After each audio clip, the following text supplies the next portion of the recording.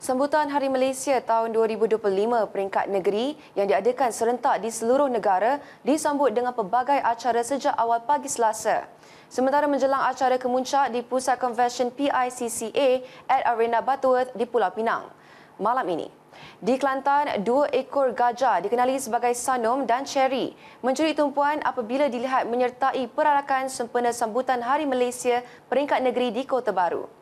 Perarakan sejauh 1.2 km bermula dari Masjid Jami' Muhammadi ke Istana Balai Besar itu dimeriahkan dengan kehadiran 500 peserta yang berbusana tradisional Melayu. Pegawai Protokol Pejabat Sultan Kelantan Muhammad Safaruddin Ismail berkata Sanom 20 tahun dan Cherry 22 tahun dibawa dari Pusat Konservasi Gajah Kuala Gandah, Pahang bersama 6 pengendali. Di Sarawak, larian Hari Malaysia 2025 berlangsung meriah dan disertai kira-kira 3,000 peserta di perkarangan Dewan Suara Bintulu.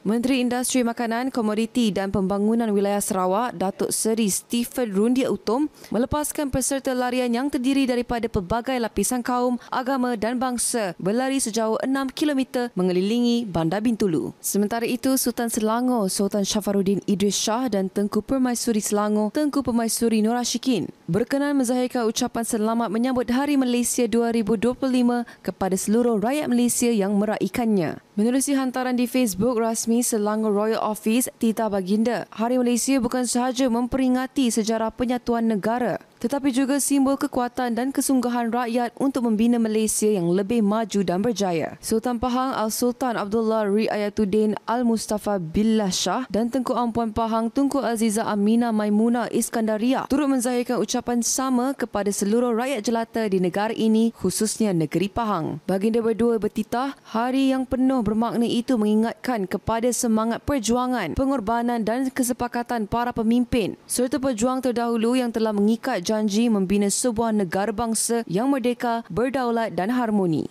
Dalam hantaran itu juga, baginda berdua mengimbau kenangan manis semasa kembara kenali Borneo 2 tahun lalu yang masih segar dalam ingatan hingga kini, malah mengeratkan lagi hubungan antara baginda, rakyat di Semenanjung dengan Sabah dan Sarawak. Bagaimanapun, Kerajaan Sabah sebelum ini membatalkan sambutan Hari Malaysia yang sepatutnya dijadualkan berlangsung di Padang Merdeka Kota Kinabalu berikutan bencana sedang melanda negeri di bawah bayu itu. Perdana Menteri Datuk Seri Anwar Ibrahim menggesa rakyat terus memperkukuh iltizam dan cita murni selain komited pada sebuah kerangka yang menjunjung maruah insan, menolak kebejatan dan menjauhi perpecahan dalam menzahirkan sambutan Hari Malaysia. Beliau berkata keadaan itu sekaligus akan menjadikan Malaysia sebagai contoh kepimpinan yang berwibawa di rantau ini dan di peringkat antarabangsa. Hari besar negara ini adalah lambang serta tekad leluhur yang berani menyanggah penjajahan, melasah segala bentuk penyimpangan dan menjunjung tegas maruah bangsa dalam sebuah kesatuan yang rencam tapi berpadu.